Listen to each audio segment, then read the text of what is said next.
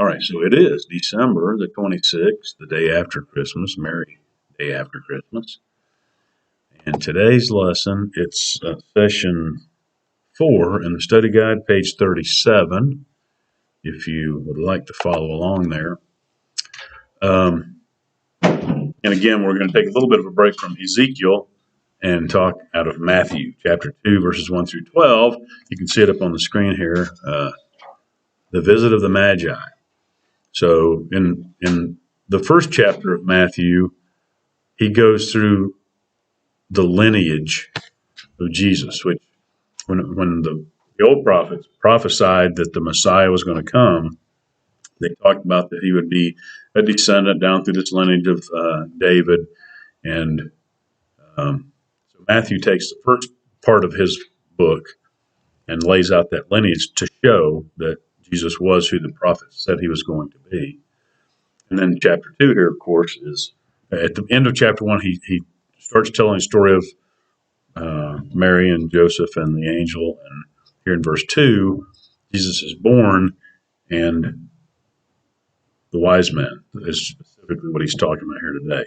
The title of the lesson is called Sought, and it says God provides salvation to those seeking him. Okay? So the verses for today's lesson, it's verses 1 through 12 of Matthew 2. So let's just read through that. And you can see the title on the Blue Letter Bible here, The Visit of the Magi. Anybody know what a Magi is? You ever heard that word? Well, that's a pretty good guess. And I guess we'll look and see. We'll talk about that here in a minute. But it's always been kind of, and at least in my experience, has been sort of synonymous with wise men. If you've ever heard the expression, the gift of the Magi, that's the things that they brought, which we'll talk about here in a moment. But anyway, so that's what this specifically is talking about in this first part of chapter 2, the visit of the Magi. So let's read verses 1 through 12. It says, Now when Jesus was born in Bethlehem of Judea, in the days of Herod the king, behold, there came wise men from the east to Jerusalem, saying, Where is he that is born King of the Jews? For we have seen his star in the east, and are come to worship him. When Herod the king had heard these things, he was troubled, and all Jerusalem with him. And when he had gathered all the chief priests and scribes of the people together, he demanded of them where Christ should be born. Good morning. And they said unto him, so let's see, in verse 4 again, when he had gathered all the chief priests and scribes of the people together, he demanded of them where Christ should be born. So he's asking these Magi, these wise men, where Christ should be born. And they said unto him, In Bethlehem of Judea, for thus it is written by the prophet, And thou, Bethlehem, in the land of Judah, art not the least among the princes of Judah, for out of thee shall come a governor that shall rule my people Israel. Then Herod, when he had privily called the wise men, inquired of them diligently what time the star appeared. And he sent them to Bethlehem and said, Go and search diligently for the young child, and when ye have found him, bring me word again that I may come and worship him also. When they had heard the king, they departed, and lo, the star which they saw in the east went before them, till it came and stood over where the young child was. When they saw the star, they rejoiced with exceeding great joy. And when they were come into the house, they saw the young child with Mary his mother, and fell down and worshipped him. And when they had opened their treasures, they presented unto him gifts, gold, and frankincense, and myrrh. And being warned of God in a dream that they should not return to Herod, they departed into their own country another way. So there again, this is just a story of the wise men, the Magi. I'm going to leave it in King James so we can kind of talk about this, and we'll just sort of translate it as we go here into plain English. Study Guides, page 39, if you want to follow section 4. So first of all, as we look at this first verse, now when Jesus was born in Bethlehem of Judea in the days of Herod the king, behold, there came wise men from the east to Jerusalem. So the first thing is, Jesus was born in Bethlehem of Judea. And it talks about that later in the study guide, and in these next few verses, about it mentions prophecies. Okay? So these wise men, somehow, not exactly sure how they knew that that there would be a star They didn't know exactly where Jesus was going to be born. Micah, one of the Old Testament prophets, he wrote in his book, and it says it later on here, it actually quotes from Micah when he says, Bethlehem, you're not just some little, and I'm paraphrasing it, but you're not just some little podunk town, Bethlehem. You're going to be very important, because this is where a governor shall come, this Messiah, this king. So Micah had prophesied this hundreds of years before Jesus was born. It also mentions there's prophecy from Isaiah, and we'll talk about that in a second. That was 700 years earlier. Okay, so the Jewish religious leaders who had studied, who were they were aware of and studied the scriptures of what was then the Old Testament. There was no New Testament, of course. They knew that there would be a Messiah, and the prophecies told them who this gave the attributes or the description of who this person was going to be. So they should have known. But a couple of things that they did know was that Bethlehem would be the place where he was going to be born. Okay, so first in that first verse there, Jesus was born in Bethlehem of Judea. That had been prophesied in the days of Herod the king.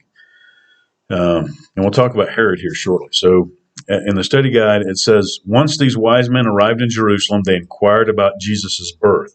News of the wise men's arrival spread to Herod, who was troubled by the news, and in turn, all Jerusalem with him. You see that in verse 3.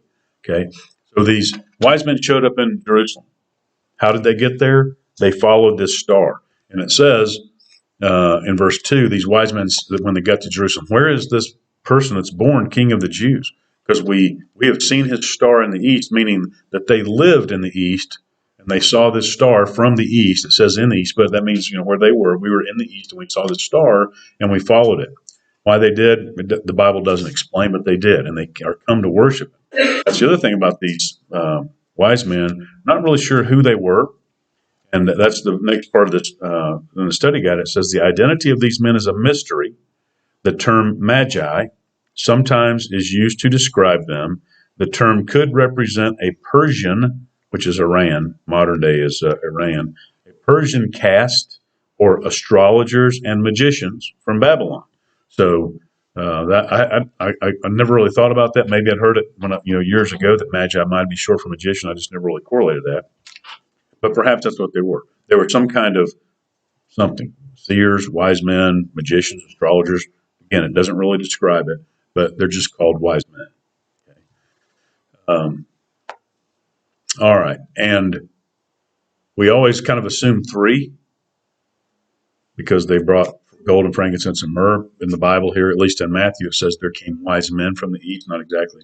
I'm not sure why it's generally accepted as three, or maybe that's just in my own mind, but it just says wise men. Okay, so they showed up here in Jerusalem and said, where is he that's born King of the Jews?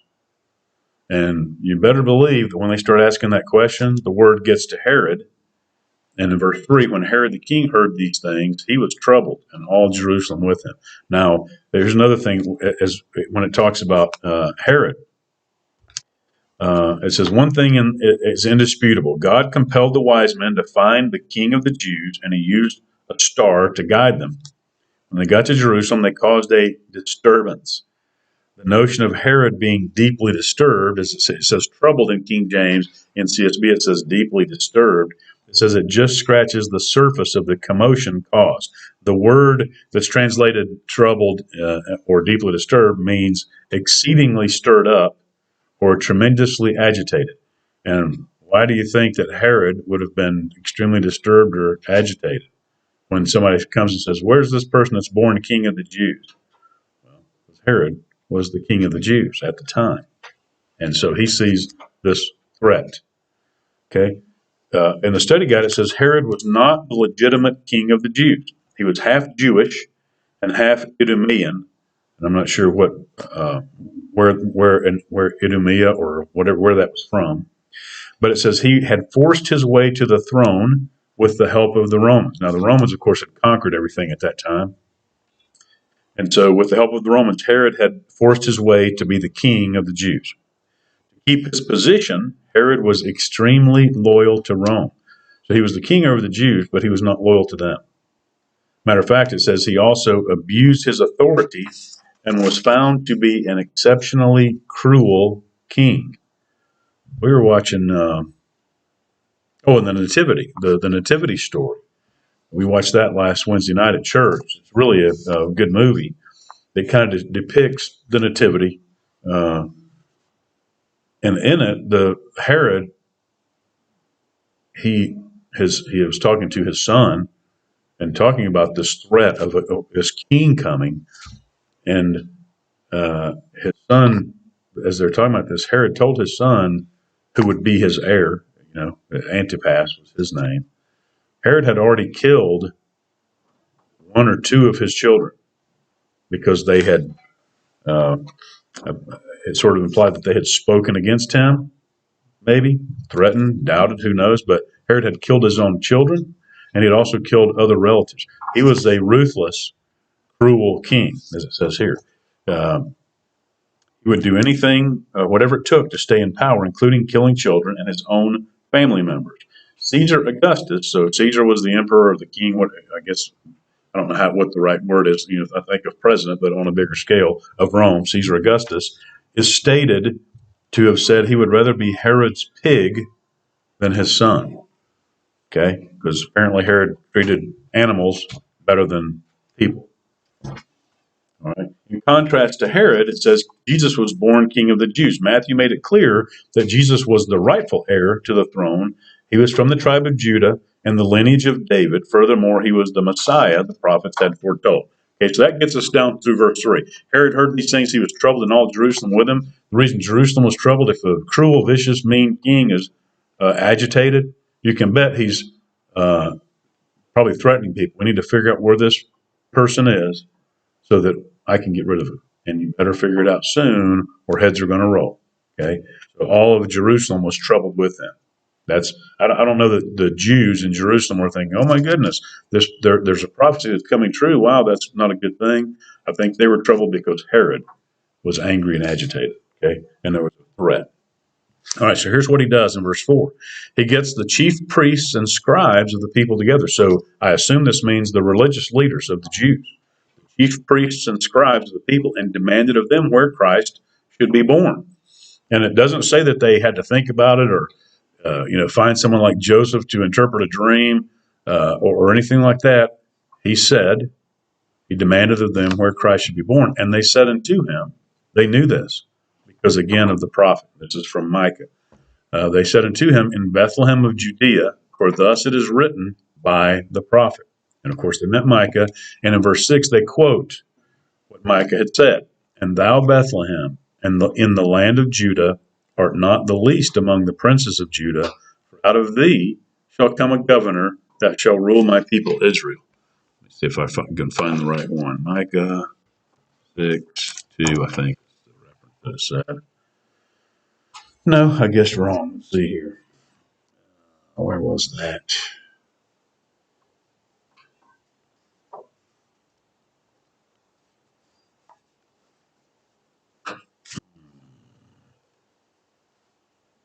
Oh, 5:2. Sorry. Okay. There we go. So this is Micah the prophet, chapter 5, verse 2. But thou, Bethlehem Ephratah, though thou be little among the thousands of Judah. So even though you're a small little town, we went there. We were blessed to get to go to Israel and get to go to Bethlehem. And it's a small little town, still is. Even though thou be little among the thousands of Judah, yet out of thee shall come forth unto me, that is to be the ruler in Israel, whose goings forth have been from old, from everlasting. So Micah, God spoke to him, and this is what he prophesied. Okay? And that's, if you think about that as we look again now at verse 5, 6, there it is. And thou, Bethlehem, in the land of Judah, are not the least among the princes of Judah, for out of thee shall come a governor that shall rule my people Israel. So the scribes, the religious leaders, knew this. They told him, he's coming out of Bethlehem. That's what the prophet said. Now, that narrows it down to where this is going to happen. Now Herod calls these wise men. He privately, you see that in verse 7. Then Herod, when he privately called the wise men, inquired of them diligently what time the star appeared. Because obviously they had to travel. If you think about a map of, it doesn't really show it. Well, it does. In the back of the study guide, if you look at this picture, you've got the Mediterranean Sea, Africa's down here, Europe is up here. So here's Africa, Egypt, Israel or Judah back then was right here, and this is the Persian Gulf. So Iraq, Iran, modern day Saudi Arabia. So Iran is over here. So this would be Persia. So if these wise men traveled from here to Israel to Bethlehem, which is somewhere along the Jordan River, that's a long way to go because they didn't have trains and planes and cars and whatnot. So it took them a long time to get there. So apparently the star had been guiding them for a time. And that's another thing it doesn't talk about in the lesson, but there's speculation by the time the wise men got there, I'm not really sure how old Jesus was. Okay. So anyway, so Herod brings these wise men to him and says, okay, so what time did the star appear? In verse 8, he sent them to Bethlehem and said, go and search diligently. I want you to go find this young child. And when you have found him, bring me word again that I may come to worship him also. So first, he brings them in privately. He doesn't want anybody to know that he's trying to find out where this child is. Ask them what time the star appeared, because that narrows it down how old this baby possibly could be. Then he says, go find him, and then come back and let me know so that I can go worship him too. Obviously, that was not his intent. It doesn't necessarily say in here that the wise men knew what his intention was, because in verse 9, when they had heard the king, they departed. And lo, the star which they saw in the east went before them till it came and stood over where the young child was. So they listened to Herod. He said, go find him, let me know, and they left. When they find the star again, they follow it. And you think about, this is another thing that's depicted sort of in movies in different ways. We watched, it's called The Star. It's an animated show that came out 4 years ago, I think. We watched that last night. And when you think about how does a star, as it says in verse 9, the star came and stood over where the young child was. Well, if you're looking at think about a starry night, when you look up there, even if you look straight up at a star and it's over something, how big of an area is that covering on the earth?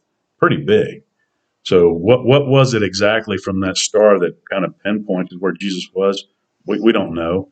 It's a lot of times it's depicted as almost like a ray, a moonbeam. If you think of it that way, is kind of pointing somewhere.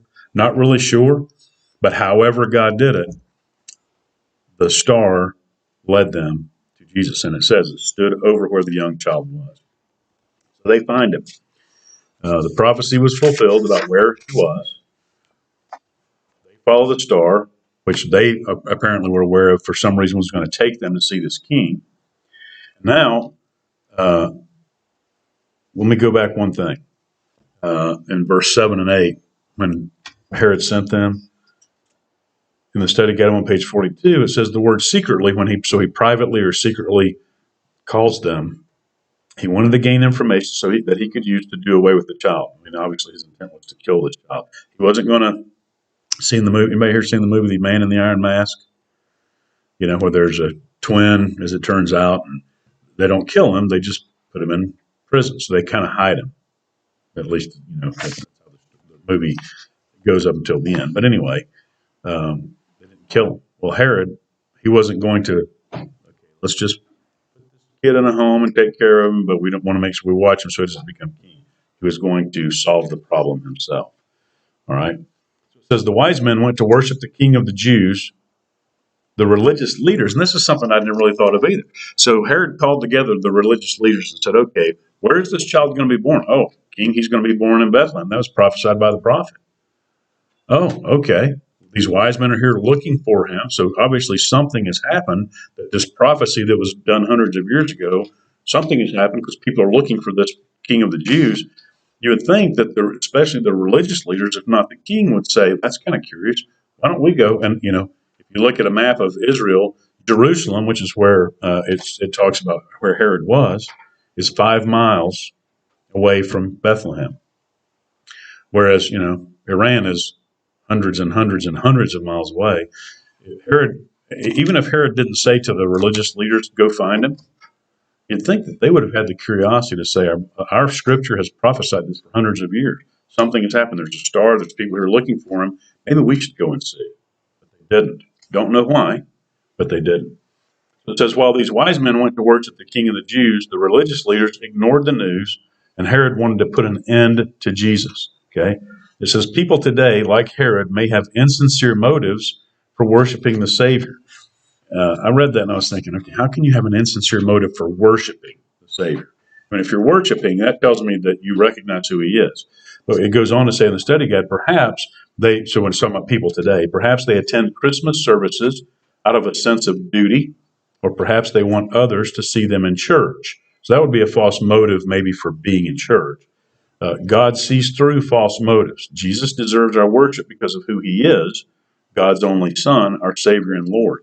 And, I mentioned, I think earlier, on Friday night, Christmas Eve, we had the Christmas Eve service here, and we had a pretty full church. Apparently, Debbie told me Carlos did the count, it was 94.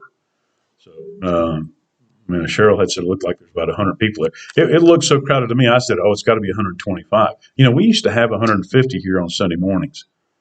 And so Friday night, when it looked like there were so many, I was thinking, wow, we're filled up again. Well, apparently it was right at about 100. And a lot of people, there were some old faces that we'd seen before that, people like to come for Easter and Christmas, to come to the big services because it's sort of traditional. I saw faces of people that I didn't know, which was always good to see new faces, and I hope they come back. But in any case, this is talking about the motives. The wise men had a motive. They wanted to find him, give him gifts, and worship him. The religious leaders didn't care. So that would be very disappointing, I would think, to God, that the religious leaders didn't care. Another thing that's interesting, and I talked about this I can't remember when, a couple of days ago, where it was something here at church, maybe choir practice or something. But anyway, when we were over there, we went to, the Church of the Nativity is in Bethlehem. And this is in Israel where they say, tradition says this was where Jesus was actually born. And there is a church built over top of this. It's always depicted sort of the nativity scene in this wooden stable. We think of, y'all have animals.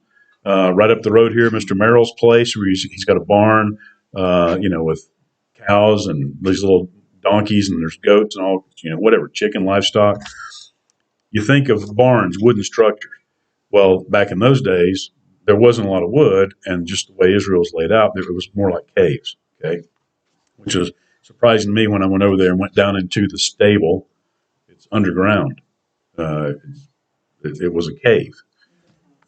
What? Well, it's in Israel, in Bethlehem. One of the things that was interesting that the tour guides mentioned was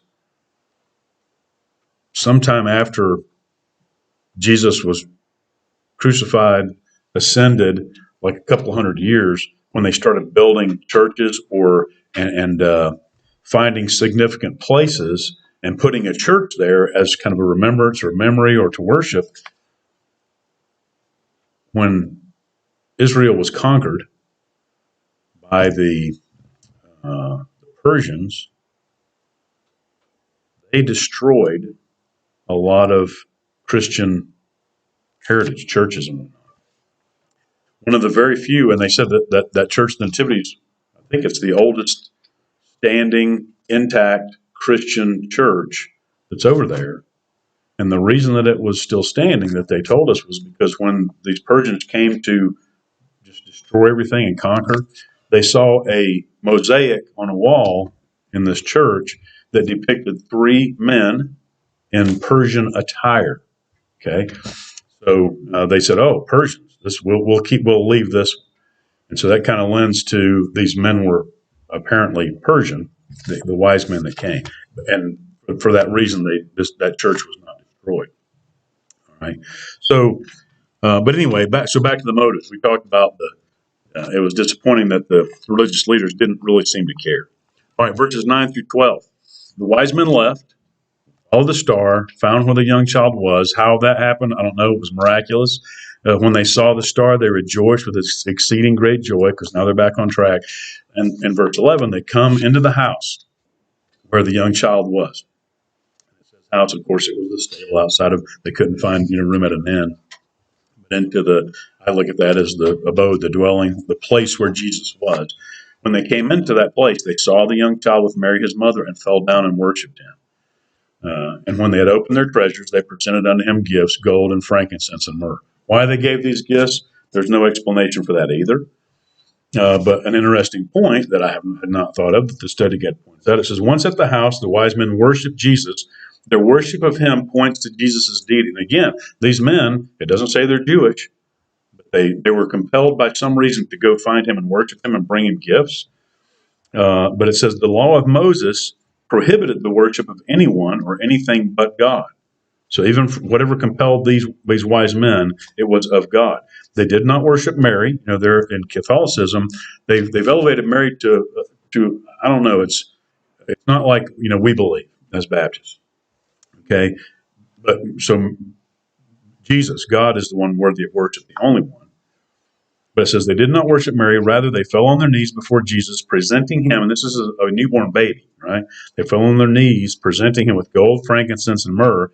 Now, think about it this way. From a practical standpoint, if you remember the rest of the story, after these wise men left a different way, so they didn't go back and tell Herod where Jesus was, an angel came to Joseph and told him, Joseph, you need to, remember where he told him to go? He told him you need to pack up and go to Egypt, because it's dangerous here. Okay, Joseph and Mary weren't people that were rich. All right, so for them to be able to afford to go to Egypt, and they stayed there, I believe, for 3 years when they went to Egypt. So how would they afford to go there and maybe get established? Well, it says in the study guide, the practical standpoint, these gifts, the gold, the frankincense, and the myrrh, were expensive and would have helped Joseph and Mary escape to Egypt when Herod sent his armies to kill Jesus. All right. Let's see here. So the wise men come to the house. They see the young child with Mary, the mother. They fall down. They worship Jesus. They give the gifts.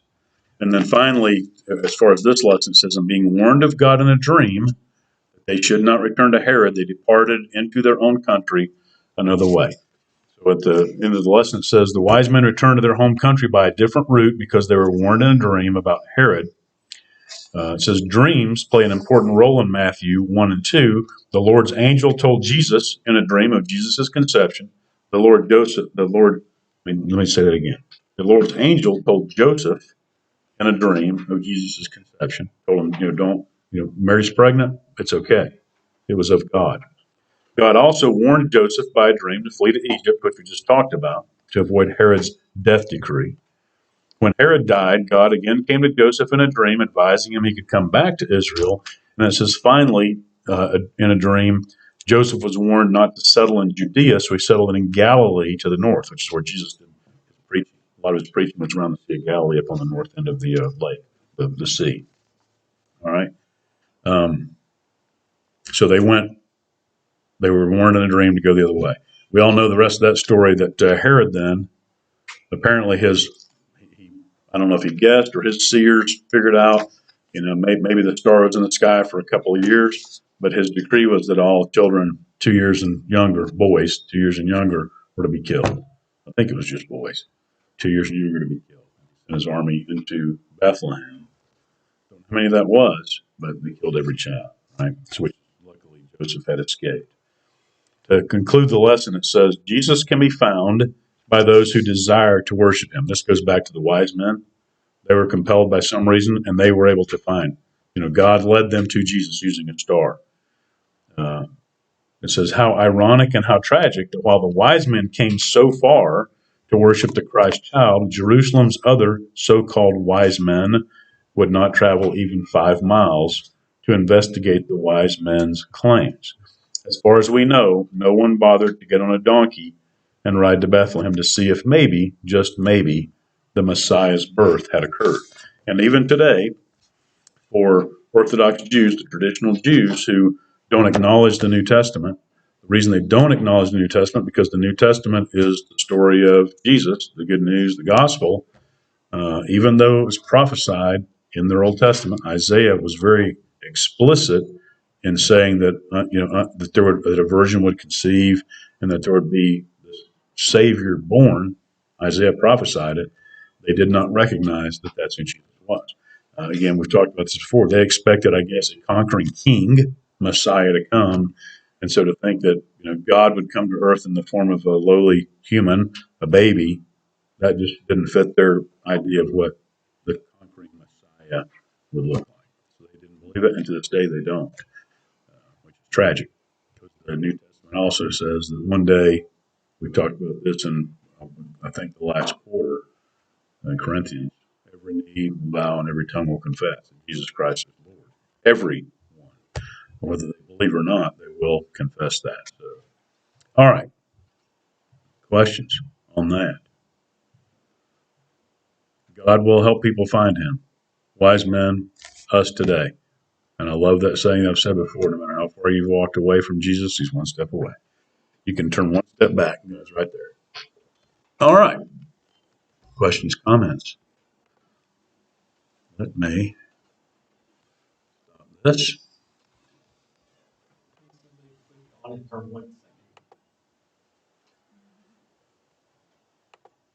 What?